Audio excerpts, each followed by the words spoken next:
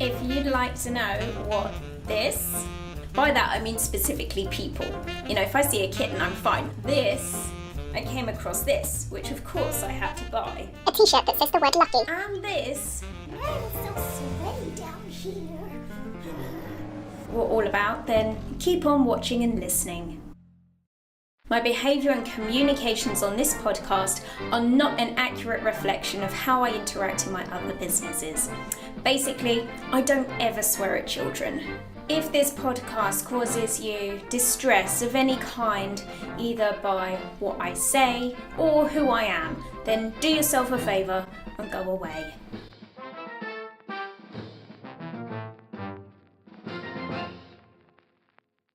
Hello everyone, I'm back. Welcome back to the show, and it's going to be different this time because the People Building Podcast is now published on iTunes and on YouTube. So if you're currently listening on iTunes, you could be watching on YouTube. And if you're currently watching on YouTube, you could be listening on iTunes, which might be the better option. However, I did want to say a very big welcome back to all those of you who have tuned into the show before, and to all those of you who stuck with me throughout the period of time that I wasn't actually producing the People Building Podcast anymore. Loads of you have connected with me on Facebook and on Twitter and the People Building Facebook page, so welcome back. It's really great to be here again. Now, it's been a few years since I last recorded a People Building Podcast, and as I said, this show is designed to be different to the old one. For a start, yes, that's a green screen, and yes, these are lights.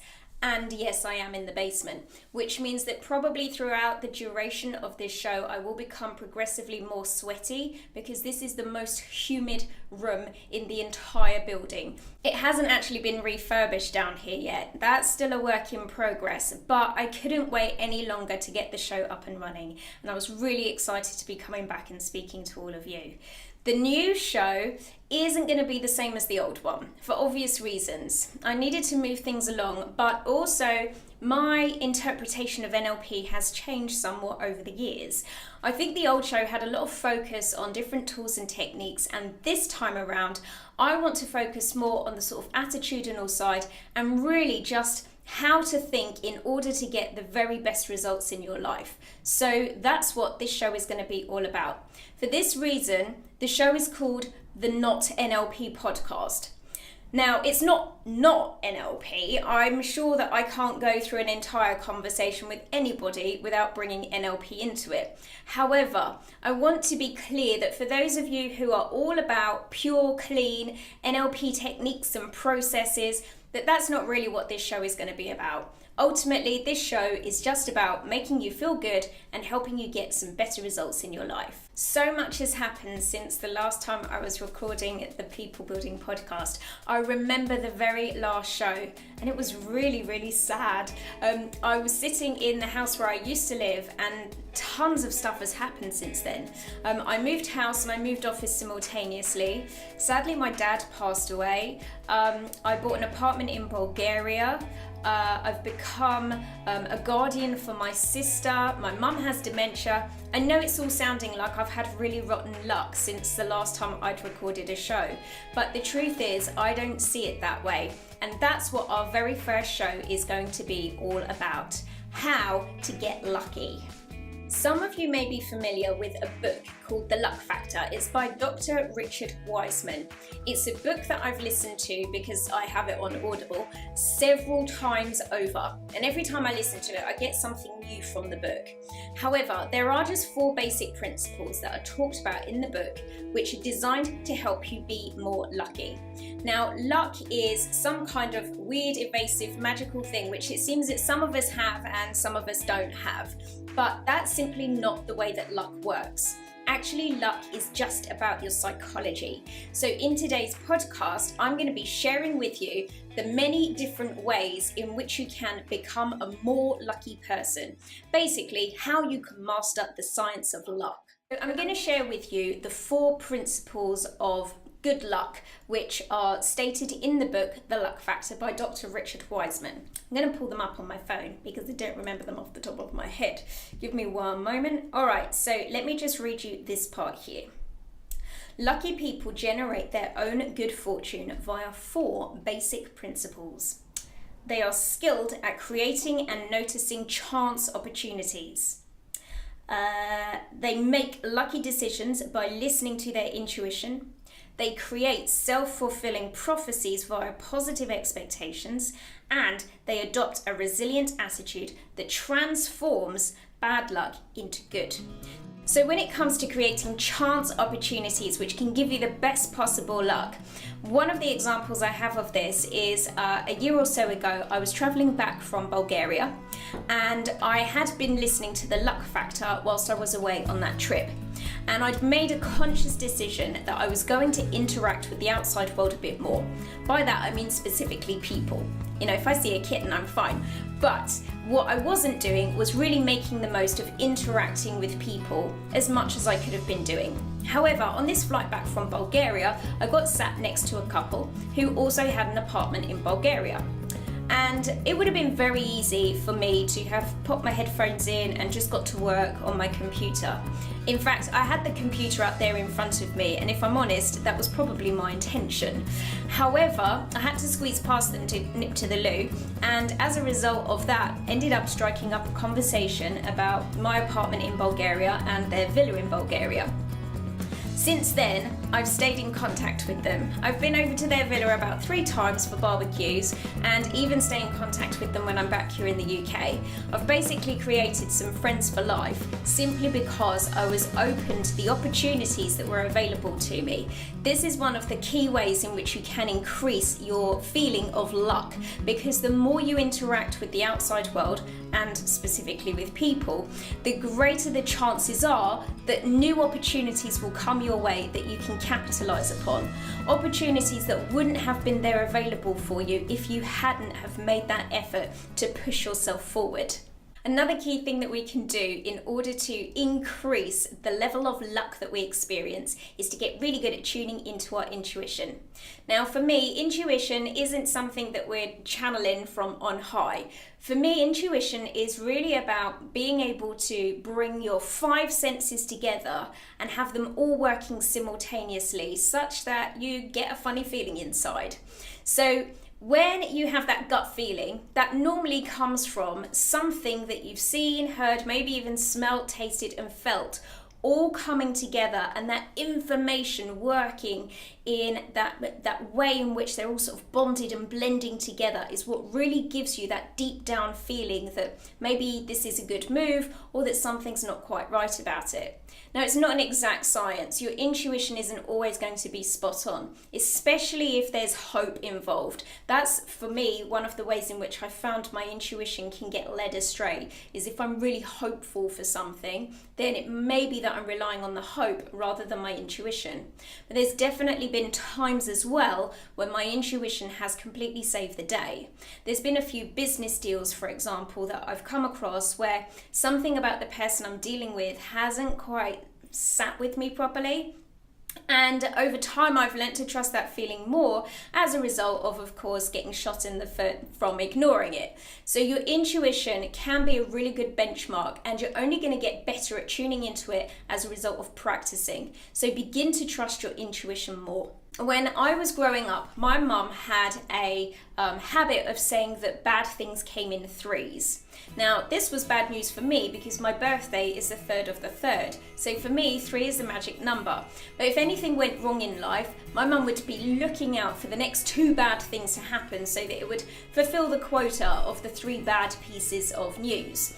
I grew up around this and suddenly reached a point where I thought, I don't really want to think like that anymore, because I noticed that if something bad happened, I'd be tuning in, looking out for the other things that could go wrong, and this wasn't a good way to be. So I decided to change my thinking, and that all good things would come in 3s instead of all bad things coming in 3s. This has worked really well for me, and it works extra well for me because of course 3 is my special number. So if something bad happens, I tend to treat that as a one-off event, whereas if good things are happening, I'm looking out for the other 2 good things to happen, which will support the rule of 3. This is just one way in which you can start to change your thinking about what happens to you in life and actually starting to tune in and focus on how life may be able to present you with more opportunities than perhaps you'd expected there to be. So the fourth principle of the luck factor is developing a resilient attitude.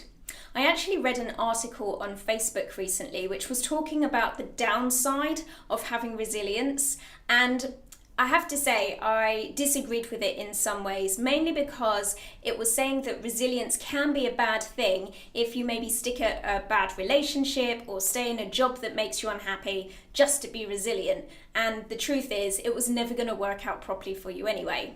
Well, here's the thing with resilience. You have to use it with intelligence. Otherwise, of course, it is like beating your head against a wall.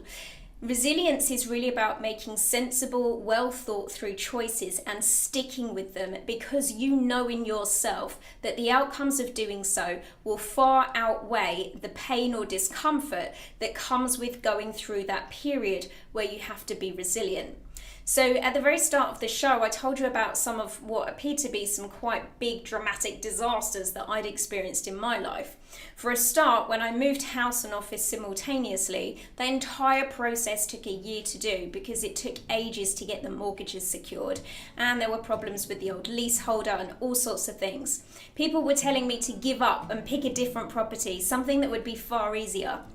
But I knew in myself it would be such a good move. It was the perfect location, and if I'm honest, the price was a bit of a steal. I did stick with it, and as a result, I've ended up with a really beautiful historic building, which comes with all the pain and quirks of having a historic building, such as a really sweaty basement, for example. But on the whole, it was absolutely the right thing. Yes, it was really sad when my dad passed away, and despite everything that has happened since then, I would still rather have my dad back. But I have to say that if I could put a positive spin on that situation, after I'd resolved all of his financial affairs, there was just a small amount of money left over, not really enough to do anything significant with. So I decided to squirrel it away as rainy day money. 18 months later, I received a letter from my dad's old bank. They told me that he had been entitled to a refund on PPI. Now, I didn't really know very much about those circumstances for him, but I followed all of the instructions that the bank asked me to, and I went through a really long interview process with them, because of course he was no longer here to be able to answer those questions himself. A few months rolled by, and the next thing is I have a letter from them saying that they have calculated what his refund should have been, and that because I was his next of kin, they were going to be paying it back to me. What I can tell you is it was a very reasonable sum of money, and I was able to buy my apartment in Bulgaria as a result. Now, I love my apartment in Bulgaria, but of course not nearly as much as I love my dad. But the fact is that my dad has gone. But by being in Bulgaria, I'm able to really reconnect with the positive aspects of his personality whilst I'm out there. And I'm able to have the fun that I know he would have loved to have had himself and would have loved to have enjoyed while being there with me. So, is it a positive situation? Not really, but was I able to make the best of a bad thing? Absolutely. And this is the key to feeling more lucky in life, I feel, is being able to take the crappy stuff that life throws at us sometimes and actually transform it into something worthwhile or helpful in some way. Another big drama that I experienced since I was last doing the show is that I discovered my mum has a rare form of dementia which comes along very early in life. She's only 64 now, and I started to piece it together about 2 years ago. It's called frontal temporal dementia. It's sometimes known as Pick's disease. Now, the great news for my mum is that she doesn't feel unwell. She would wholeheartedly disagree that there is anything wrong with her whatsoever. It's really been down to me to sort of make sure that she's safe and to start managing her circumstances for her. As part of the disease, she got into a considerable amount of debt, and I've spent the last 12 months resolving that and dealing with the creditors. Again, it sounds like a nightmare situation, but I know, and I've known the whole time that I've been dealing with this, that there are positives to be taken from it. For a start, my mum's in no pain, and she's actually happy as Larry in her life. So there are some positives to be drawn, even from the most darkest of situations. However, you don't necessarily get access to that resourceful thinking in those moments. Sometimes it takes a little bit of time. And one of the best things that I can suggest to you, if you're finding it difficult to find the silver lining around the cloud, is have the faith to know that one day in the future, you will look back on that situation and you'll know why this was a useful or important or a good learning for you to have experienced. That there will be some positives to take from it later on. You just maybe don't have access to those things now. So those are the 4 principles of luck. I hope they've been useful for you to hear about and learn about. But I wanted to share with you one other thing which really brings together luck and me, and why this is such an interesting concept for me in my life. Now, as I mentioned, I'd been listening to the Luck Factor book several times over, and a short time later, I came across this, which of course I had to buy. A t-shirt that says the word lucky. Another bizarre phenomenon which has existed throughout my whole entire life, which brings the subject of luck together with the t-shirt and the audiobook, is I have a weird talent for finding 4-leaf clovers. In my life, I have probably found in excess of 40 4-leaf clovers, and my maximum in one day was 5 4-leaf clovers. In fact, just yesterday, I was out blackberry picking and I found 2 4-leaf clovers. I like to think they find me because I have a very clear, vivid picture in my mind of what they look like, and it's almost as if a beacon of light shines upon them in amongst all of the other clovers, and I literally just see them out the corner of my eye, and then I go down and I pick it. There is approximately 1 4-leaf clover to every 5 to 10,000 ordinary 3-leaf clovers. So it's a real fine skill that I have. And I really do believe that my ability to do this is caused by the quality of the picture that I have in my mind of what a 4-leaf clover looks like.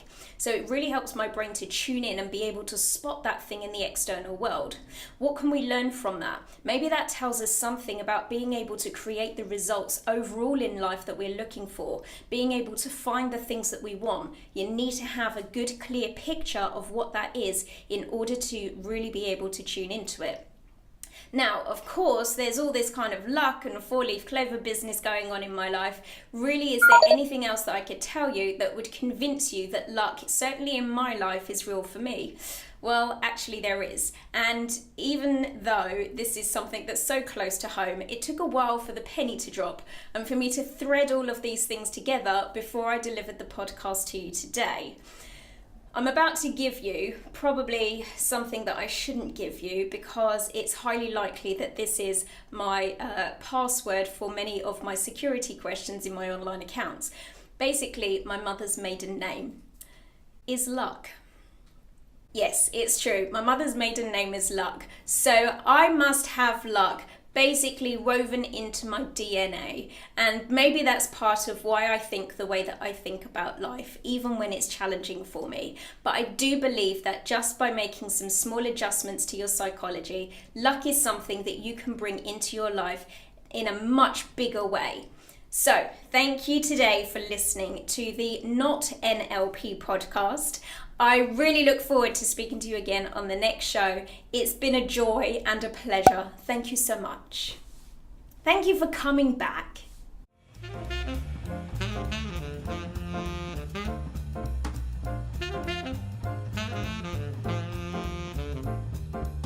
It hasn't actually been refurbished. The background that you can see behind me at this exact moment in time is the background. This would be an example of a self-fulfilling.